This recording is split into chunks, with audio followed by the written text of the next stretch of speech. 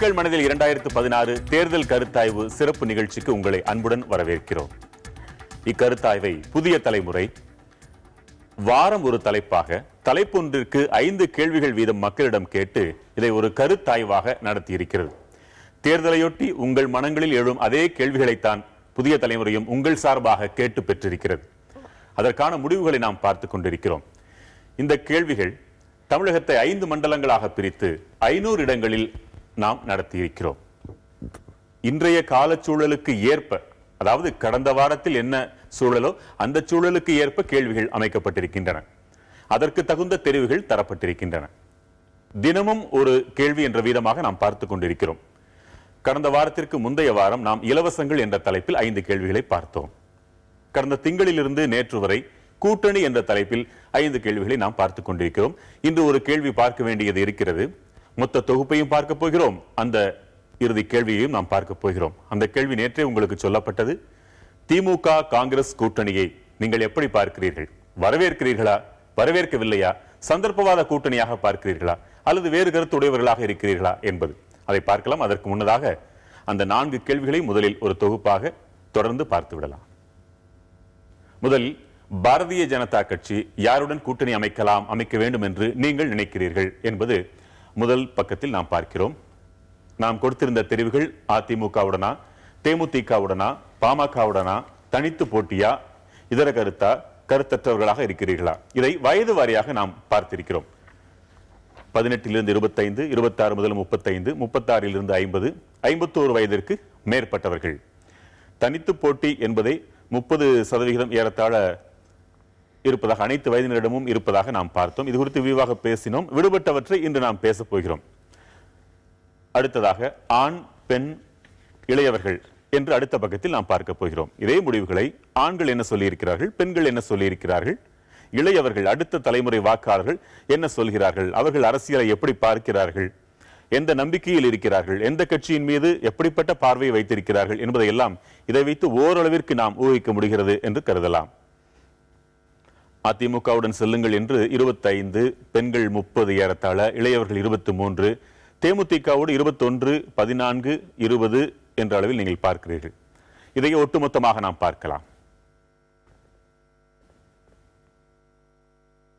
மொத்தத்தில் அதிமுகவுடன் நீங்கள் கூட்டணி வைக்கலாம் என்று சொல்வோர் 25.90, தேமுதிகவோடு 20, பாட்டாளி மக்கள் கட்சியோடு 6.15, தனித்து போட்டி 29.84, இதர கருத்துரையோர் 4.08, கருத்தற்றவர்கள் 14.03.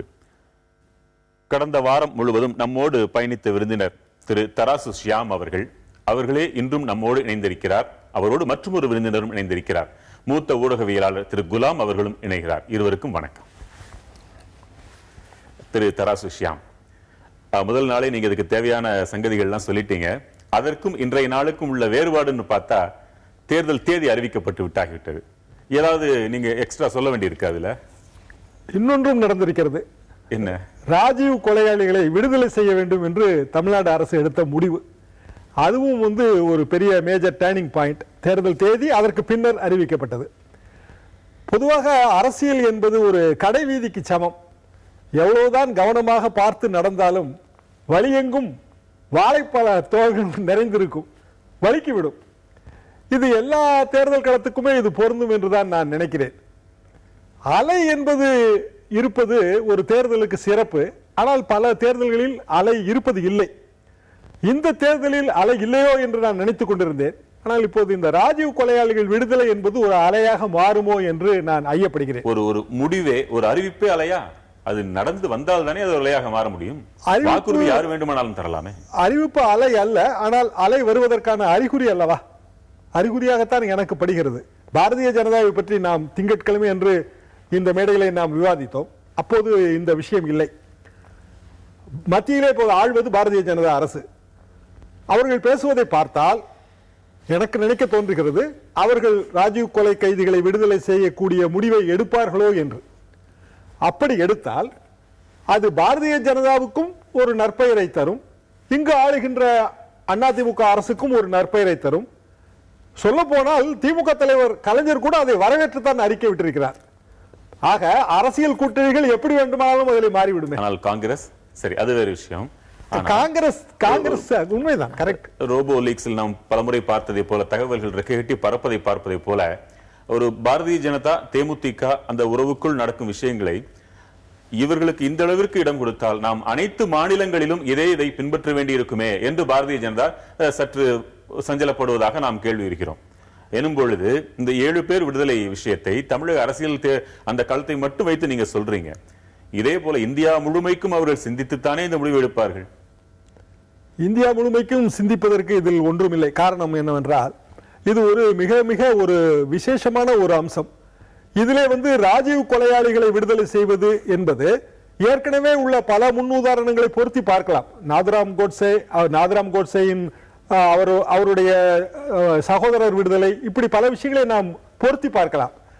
மேலும் எப்போதுமே ஒரு அரசியல் கட்சிக்கு அடுத்த தேர்தலை பற்றி அல்லது வரவிருக்கின்ற தேர்தலை பற்றி தான் சிந்தனை இருக்கும். பாரதிய ஜனதாவை பொறுத்த வரைக்கும் அது ஒரு 5 மாநில தேர்தல்களையும் ஒன்றாகத்தான் கணக்கில் எடுத்து பார்க்கும்.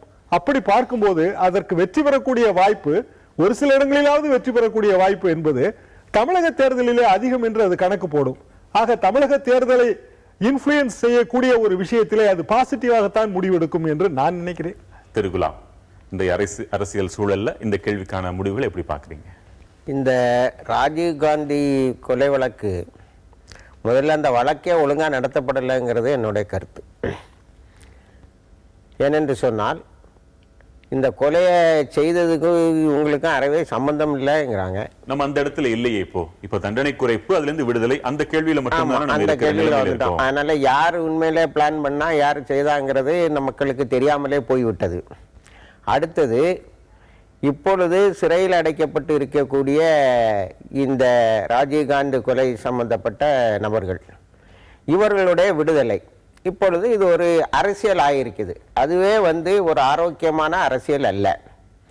இருந்தாலும் இவர்களை வெளியிட்டால் என்ன நடக்கும்ங்கிறது ஒரு அரசியலில் இன்னைக்கு ரொம்ப முக்கியமாக பார்க்கக்கூடிய ஒரு இதாயிட்டு. அதனால் மொத்த தமிழக மக்களும் அவர்கள் விடுவிக்கப்பட வேண்டும் என்று விரும்புகிறார்கள்.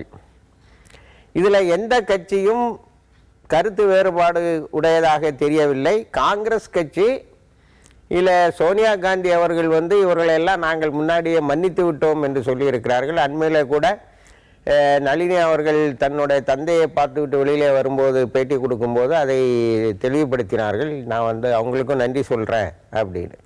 இப்போ எல்லாருமே கண்கராகிற எல்லாருமே ஒத்து போறக்கூடிய ஒரு இஷ்யூவாக ராஜீவ்காந்தி கொலையில் வழக்கு சம்பந்தப்பட்டவர்களை விடுவிப்பது இருக்கிறது. இந்த முடிவுகளை பொறுத்த மட்டும் உங்கள் கருத்து என்ன சார்?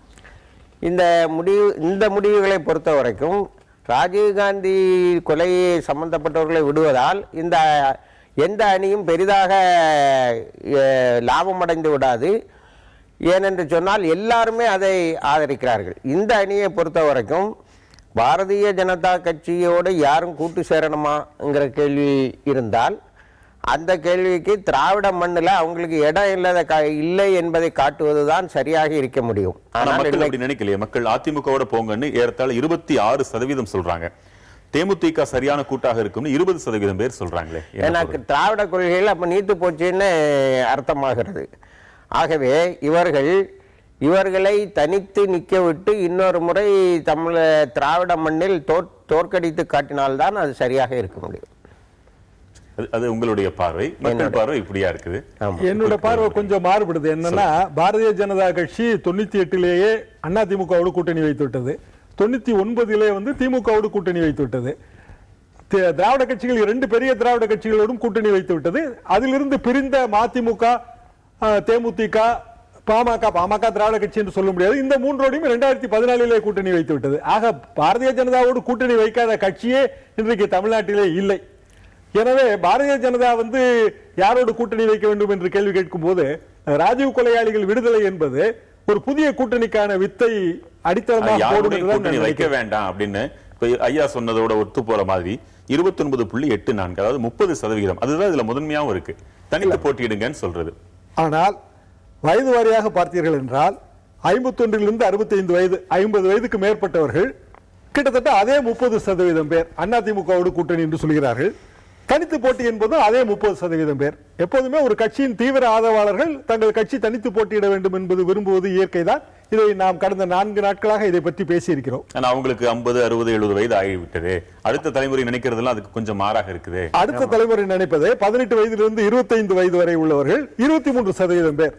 ஆக 23% பேர் என்பதும் ஒரு குறைந்த தொகை அல்லவே. 26 to 35 26%, 36 to 50 27. ஆக அந்த வயது பிளாக் ஏற ஏற ஆதரவு சதவீதமும் அதிமுகவை நோக்கி ஏறிக்கொண்டே வருகிறது. சரி, இப்ப இது உள்ளது உள்ளபடி சொல்றீங்க நீங்க. திரு குலாம் சார், இப்போ அந்த முடிவுகளை விட்டுருங்க, நடப்பு சூழ்நிலையை மட்டும் மனசுல வச்சுக்கோங்க. எது நடக்க வாய்ப்பு இருக்குன்னு நினைக்கிறீங்க? பாரதிய ஜனதா அதிமுகவோட, தேமுதிகவோட, பாமகவோட? இப்போ அந்த கட்சியை கண்டு எல்லாருமே பயப்படுற மாதிரி தான் தெரியுது. ஆனால் அவங்க எல்லாரோடையும் கூட்டு வச்சுக்கிட்டதுக்கு யாராவது ஒரு ஆள் நம்மளை சேர்த்துக்கிட்டா போதுங்கிற மாதிரி தான் அவங்க அலைஞ்சிட்டு இருக்கிறாங்க.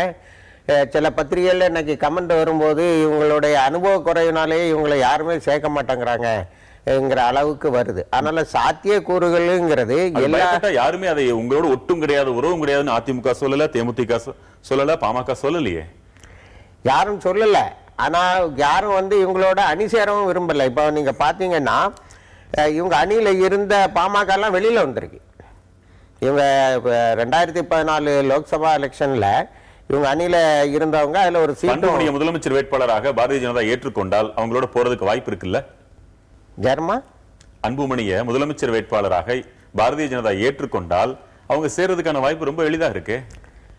அன்புமணியை ஏற்றுக்கொண்டால் அவங்க சேர்றதுக்கு எளிதாக இருக்குது. ஆனா அது அந்த கூட்டுனால நமக்கு இருக்கிற செல்வாக்கும் வாக்கும் போய்விடும் என்று அவர்கள் நினைத்தால் நிச்சயமாக சேர மாட்டார்கள். இது குறித்து அவங்களுடைய கூட்டணி குறித்து நம்ம கேள்விகள் எழுப்பி இருக்கோம். அடுத்து தேமுதிக யாருடன் கூட்டணி சேரலாம், அவங்க முயற்சி இடைவேளைக்கு பிறகு நம்ம அதை பார்க்கலாம். ஒரு சிறிய இடைவேளைக்கு பிறகு கூட்டணி என்ற தலைப்பிலான கேள்விகளை நாம் பார்த்துக் கொண்டிருக்கிறோம். இப்பொழுது நாம் பார்க்கக்கூடிய கேள்வி திரையில், இந்த தேர்தலில் தேமுதிக யாருடன் கூட்டணி அமைக்க வேண்டும் என்று நீங்கள் கருதுகிறீர்கள்? வயது வாரியாக பார்க்கிறோம்.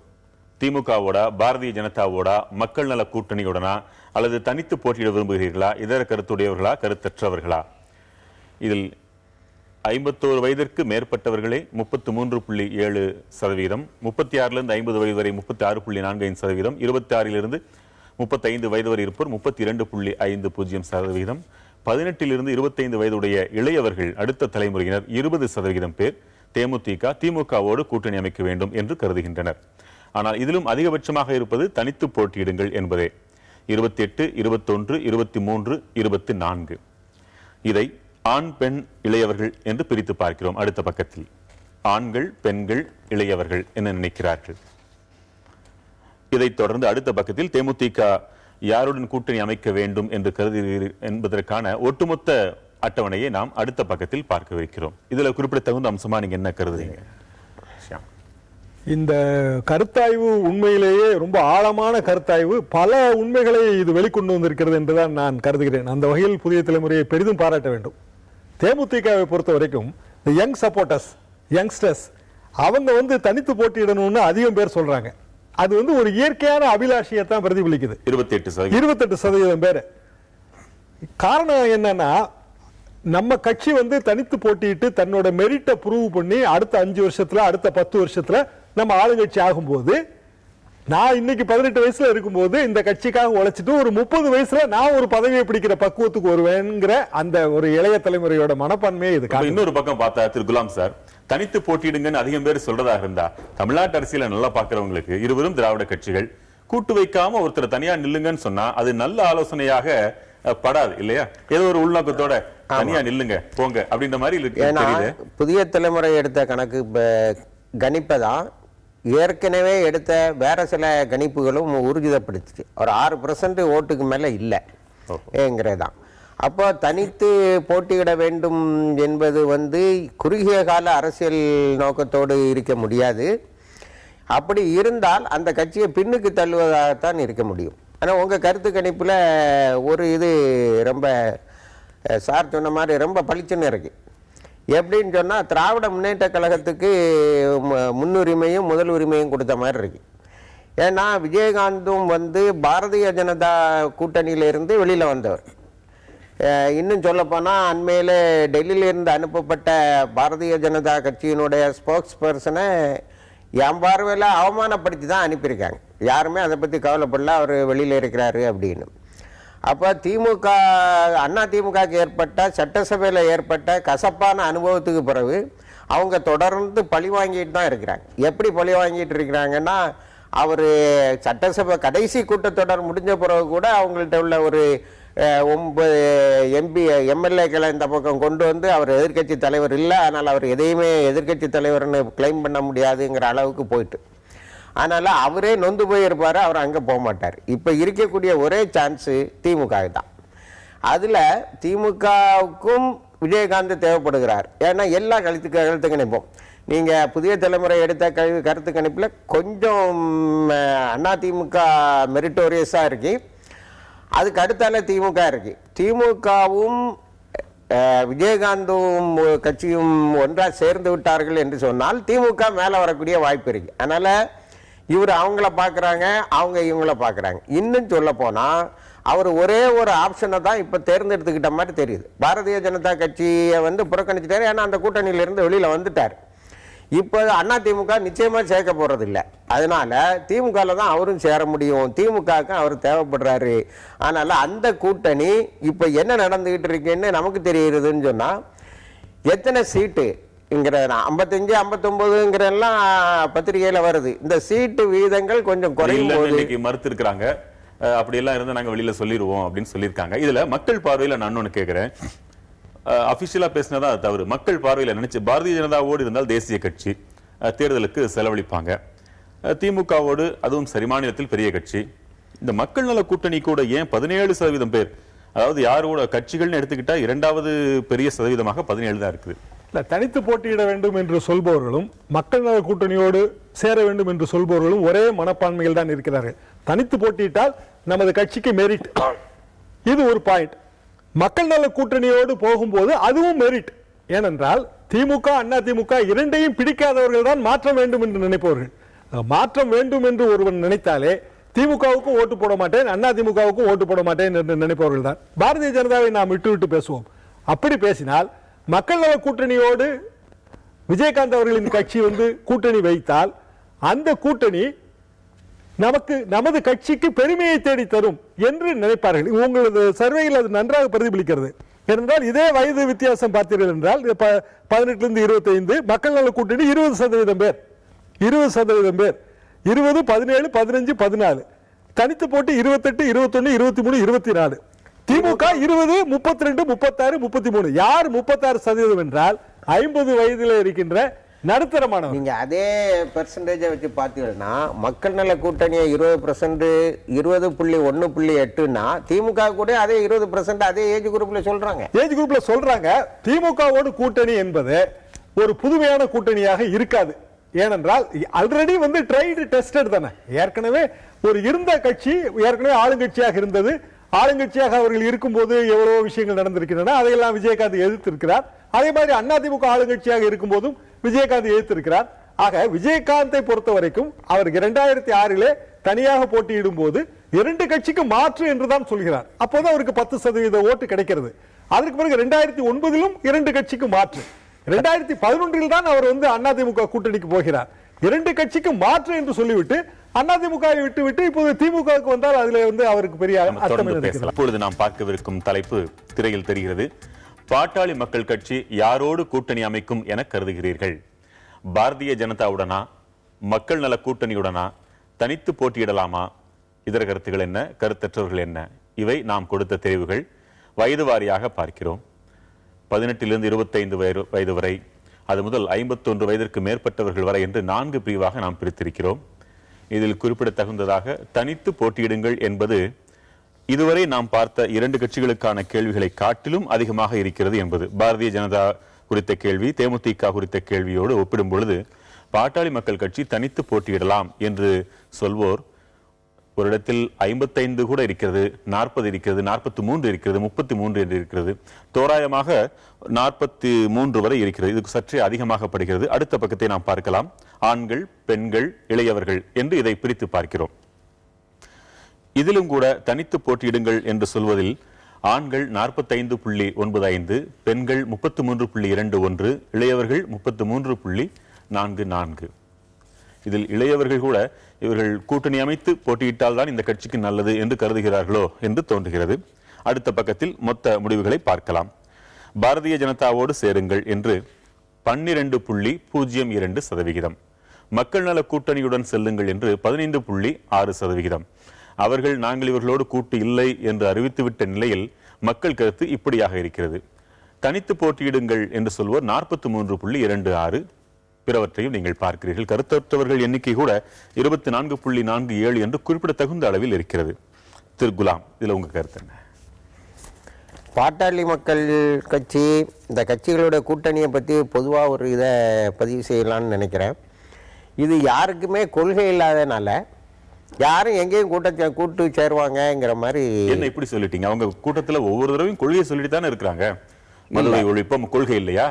மதுவை ஒழிப்போம், ஊழலை ஒழிப்போம், வேலை வாய்ப்பை கொண்டு வருவோம்ங்கிறது எல்லாரும் கொடுக்குற இதுதான். ஆனால் யாராவது கூட்டணி சேரும்போது நீங்கள் வந்து இப்போ அதிமுக கூடயோ திமுக கூடயோ அவங்க கூட்டணி சேரும்போது எங்களுடைய டிமாண்ட் இதெல்லாம் நீங்கள் நிறைவேற்றினால் மட்டுமே நாம் வந்து உங்கள் கூட கூட்டு சேருவோங்கிற நிலைக்கு யாருமே இல்லை. சார், அதுக்கு தான் மன்னிப்பு கேட்டோமே. இது நடந்ததெல்லாம் மறந்துடுங்க, மன்னிப்பு கேட்டாச்சு. என்ன செய்யும்? அது மொத்தத்தில் என்ன ஆகுதுன்னா, இந்தியாவில் குறிப்பாக தமிழ்நாட்டில் ஒரு ஆரோக்கியம் இல்லாத அரசியல் வளருதோ அப்படிங்கிறதா நமக்கு தெரியுது. ஏன்னா எந்த இஷ்யூலையும் இவங்க ஸ்டெடியாக ஒரு கொள்கை இதுவரைக்கும் அறிவித்தது இல்லை. நீங்கள் ஒரு நல்ல சர்வே எடுத்திருந்தீங்க, மதுவை யாராவது வந்து ஒழிப்பாங்களா, எல்லாரும் மதுவை தான் ஆதரிப்பாங்களாங்கிற சந்தேகம் மக்களுக்கு இருக்கு. இப்போ நீங்கள் வந்து எலெக்ஷனுக்கு அனௌன்ஸ் பண்ண பிறகு வைக்கக்கூடிய டிஸ்கஷன் ஆனதுனால இப்போ இருக்கிற ஆப்ஷன் வந்து எங்கே சேர்றதுங்கிறது தான். ஆனால் ஒரு ஆரோக்கியமான அரசியல் மக்களுக்கு வந்து கிடைக்காதோங்கிற சங்கடம் இருக்கு. ரெண்டாவது, பாட்டாளி மக்கள் கட்சியை பார்க்கும்போது இதனுடைய பின்னணியை விட்டுக்கிட்டு நம்ம அந்த கட்சியினுடைய கூட்டணியோ இதை பற்றியோ பேச முடியாது. அது முதல்ல ஒரு வகுப்பை சார்ந்தவர்களுக்கு அல்லது ஒரு இனத்தை சார்ந்தவர்களுக்காக போராடுகிற ஒரு பொது தளத்தை ஏற்படுத்தி அதுக்கு பிறகு நம்ம கான்ஸ்டிடியூஷனில் என்னன்னா எந்த ஒரு இதுக்கு பேரையும் சொல்லி கட்சி வச்சுக்க முடியாது. அதனால எல்லாரும் என்ன செய்யறாங்க, ஒரு செக்குலார் நெய்மை கொடுக்குறாங்க. அதுதான் பாட்டாளி மக்கள் கட்சின்னு வருது. இப்ப இவங்க வந்தால் மற்ற கம்யூனிட்டியினோட நிலை என்ன? அந்த கட்சியினர் இங்க இருந்தா என்ன சொல்லுவாங்களோ அதை சொல்ல நான் கடமைப்பட்டிருக்கிறேன். நீங்க அதுக்கு 1000 முலாம் பூசலாம், அது என்ன அது அபிஷியலா சொல்லப்பட்டிருக்குதா? அது இல்ல. மக்களுக்கான ஒரு பொதுவான கட்சி. தமிழகம் எங்கும் எங்களுக்கு கிளைகள் இருக்குது, வாக்குகள் இருக்குதுன்னு அவங்க சொல்ல முடியுது. இல்ல, இதுல எனக்கு ஒரு கருத்து இருக்கு. போராளி இயக்கம் நீங்க சொன்னீங்க. போராளி இயக்கம் மட்டுமல்ல, நான் பத்திரிகையாளனாக இருந்த போது இந்த போராட்டத்தின் துவக்கம் நான் அந்த இனத்தை சார்ந்தவன் அல்ல. ஆனால் நான் என்ன நினைத்தேன் என்றால், இல்லையா, நீங்க மனித இனம் தானே? மனித இனம் தான். சமூக நீதி என்கிற விஷயத்திலே ஒரு இயக்கம் போராடும் போது அது எதற்காக போராடுகிறது என்பதை தெரிவிக்க வேண்டியது பத்திரிகையாளரின் கடமை என்கின்ற வகையிலே நான் மருத்துவர் ராமதாஸ் அவர்களை கூப்பிட்டு பத்திரிகையிலே தொடர்கட்டுரை எழுதுங்கள் உங்களை பற்றி என்று நான் சொன்னேன். அவரும் எழுதினார். அதற்கு பிறகு அவர்களது பல கூட்டங்களிலும் நான் கலந்து கொண்டிருக்கின்றேன். பொதுவாகவே எந்த அரசியல் கட்சியாக இருந்தாலும் சரி தமிழ்நாட்டிலே அது ஏதோ ஒரு குறிப்பிட்ட ஜாதியின் பின்னணியில் தான் இயங்குகிறது. அதிமுக என்றால் குறிப்பிட்ட 2 ஜாதிகள், திமுக என்றாலும் அப்படித்தான். இந்த பாட்டாளி மக்கள் கட்சி என்பது ஒரு ஜாதியின் பின்னணியில் இருந்து வந்தது. விடுதலை சிறுத்தைகள் கட்சி எந்த ஜாதியின் அடிப்படையில் இயங்குகிறது? ஆக தமிழகத்திலே ஜாதியை பிரதானமாக கொள்ளாத கட்சிகளே கிடையாது என்பதுதான் எனது கருத்து. ஒடுக்கப்பட்டவர்களை அவர்களை முன்னிறுத்தி போராடுவதற்காக ஒரு கட்சி பாடுபடுவது என்பது வேறு, சாதி வெறியோடு சாதி பாசத்தோடு செயல்படும் கட்சிகள் என்பது வேறு. பெரிய கட்சிகளாக இருந்தாலும் கூட அந்த சீட்டு கொடுக்கும் பொழுது சாதி வெறியோடு தான் செயல்படுகிறார்களோ என்று நீங்க சொல்லும் போது என்ன தோன்றுகிறது? அதுதான் பிள்ளைகே தவிர ஒடுக்கப்பட்ட மக்களுக்காக ஒரு கட்சி என்று உருவானால் கூட அது மகிழ்ச்சி தானே. உண்மையாவே ஒடுக்கப்பட்ட இனங்களில் அவர்கள் இனமும் ஒன்றுதான். 20% சொல்லி இழிவுபடுத்த முடியாது. எதையுமே ஜாதி கட்சி என்று சொல்லி நாம் இழிவுபடுத்த வேண்டியதே இல்லை என்பது எனது கருத்து. 20% இடஒதுக்கீடு அவர்கள் கேட்ட போது அது உள் இடஒதுக்கீடாக கொடுக்கப்பட்டது. அந்த 20% இடஒதுக்கீடை கொடுத்தது கலைஞர். கொடுக்கும் போது வேறு சில ஜாதிகளையும் அதில் சேர்த்துக் கொண்டார்கள். எல்லோருக்குமே எல்லா கட்சிகளுமே தொடக்கத்தில் போராளி இயக்கங்களாக ஒரு நல்ல குணத்தோடு தான் தொடங்குகிறது. நாளாக ஆக அப்படி மாறி போகிறது. என்ன செய்ய? கூட்டணி பிரச்சனை என்னவென்றால், அலையே இல்லாத தேர்தலிலே கரை சேர வேண்டும் என்றால் கூட்டணி என்கின்ற அந்த படகு அவசியம் தேவை. இது எல்லா கட்சிகளுக்கும் தெரிந்ததுதான். அலையில்லாத கடல் ஆபத்தானது, அலையில்லாத தேர்தல் அதை விட ஆபத்தானது. எனவே கூட்டணிகள் வேண்டும் என்பதற்காக போகும்போது நம்ம பேராசிரியர் அவர்கள் சொல்றது போல கொள்கைகள் தியாகம் செய்யப்படுகிறது. பேராசிரியர், இதுல முதலமைச்சர் வேட்பாளர் என்று தன்னை முன்னிலைப்படுத்திக் கொள்ளக்கூடியவர்களில் குறிப்பிடத்தகுந்த கட்சி பாட்டாளி மக்கள் கட்சி. அப்படி அவர்கள் அறிவித்திருப்பதே கூட்டணி சேருவதற்கு ஒரு இடைஞ்சலாக கூட இருக்குமோ என்று கருதுகிறீர்களா? அவர்கள் அப்படி அறிவித்திருப்பது கூட்டணி செய்யறதுக்கு மிகப்பெரிய தடை இருக்கிறது, அதையும் அவர்கள் உணர்கிறார்கள். அதுல நம்ம பத்திரிகையாளர்கள் அவர்கள் சொன்னதுல நான் ஒரு சின்ன கருத்து வேறுபடுகிறேன். காரணம் என்னவென்று சொன்னால், திராவிட முன்னேற்ற கழகத்தை அப்படி ஒரு மதம் சார்ந்த கட்சி அல்லது ஒரு இது சார்ந்த கட்சி, பாட்டாளி மக்கள் கட்சி அளவுக்கு அது ஒரு கட்சின்னு சொல்ல முடியாது. எந்த இந்துக்கள் இருக்கிறது அது தற்செயல் தான் இல்லையா? இந்துக்கள் இருக்கிறாங்க. அதனுடைய போராட்ட வரலாறு, அதனுடைய தொடக்கம் இதெல்லாம் பார்க்கும்போது இப்போ நீங்க இருக்கக்கூடிய இப்ப நீங்க பிரிச்சு வச்சிருக்க கட்சிகள்ல எல்லா கட்சியுமே இவங்களுடைய போராட்டத்தில் இருந்தவர்கள் தான், சமூக நீதிக்கான போராட்டத்தில் இருந்தவர்கள் தான். இன்னும் சொல்ல போனால் கலைஞரை கொடுத்தார்கள் அவர்கள் சொல்லுகின்ற போது இன்னொன்றே நான் கவனிக்க வேண்டும். இந்த சமூக நீதிக்கான போராட்டத்தில் எல்லோரும் பயணம் செய்து கொண்டு இருந்ததால் அதை பாட்டாளி மக்கள் கட்சியினர் கேட்கும்போது எளிதாக கொடுத்து விடுகிறார். அதே போல சிறுபான்மையினரும் என்ன நினைக்கிறார்கள் என்று சொன்னால், இது நம்ம கட்சிங்கிற மாதிரி நினைக்கிறாங்க. அதனால திராவிட முன்னேற்ற கழகம் ஒரு பொது கட்சியாக கருதப்படுகிறதே தவிர அது சில இவங்களுடைய கட்சியாக அது கருதப்படவில்லை. இப்போ அதிமுகன்னு சேர்த்தா அது 2 சமுதாயத்தினுடைய கட்சின்னு சொல்றாங்க. அது இல்லை லேசா கருத்து வேறுபட வேண்டி இருக்கு. ஏன்னு சொன்னா அதுவும் திராவிட கட்சியில் இன்னைக்கு 2வது இடத்துலையும் முதல் இடத்துக்குமா மாறி மாறி வந்துகிட்டு இருக்குன்னா, அதுவும் இந்த கட்சிகள் இந்த கட்சியினுடைய போராட்டங்கள் இவைகளை உள்ளடக்கியதாக இருக்கிறது தான். இனி பாட்டாளி மக்கள் கட்சி ஒரு இதுல பாரதிய ஜனதாவும் பாட்டாளி மக்கள் கட்சியும் இணைவது எளிதாக இருப்பது போல் தெரிகிறது. சாத்தியம்தான். ஏனென்றால் பாட்டாளி மக்கள் கட்சிக்கு ஒரு முதலமைச்சர் வேட்பாளர் இருக்கிறார், விஜயகாந்த் அவர்களின் கட்சிக்கு ஒரு முதலமைச்சர் வேட்பாளர் இருக்கிறார். 2 முதலமைச்சர் வேட்பாளர்கள் ஒரு கூட்டணியில இருக்க முடியுமா என்றால் இருக்க முடியும். நீங்கள் காஷ்மீர் எடுத்துக்கொள்ளுங்கள், பாரதிய ஜனதா கூட்டணியில 2 முதலமைச்சர் வேட்பாளர்கள், அண்மையிலே கர்நாடக மாநிலத்தில் 2 முதலமைச்சர் வேட்பாளர்கள், ஆளுக்கு 2.5 வருடமாக பிரித்துக் கொண்டு ஒரே கூட்டணியிலே கண்டிப்பாக இருக்க முடியும். இந்தியாவிலே அது சாத்தியமாகி இருக்கிறது, நமக்கு தெரிந்த விஷயம்.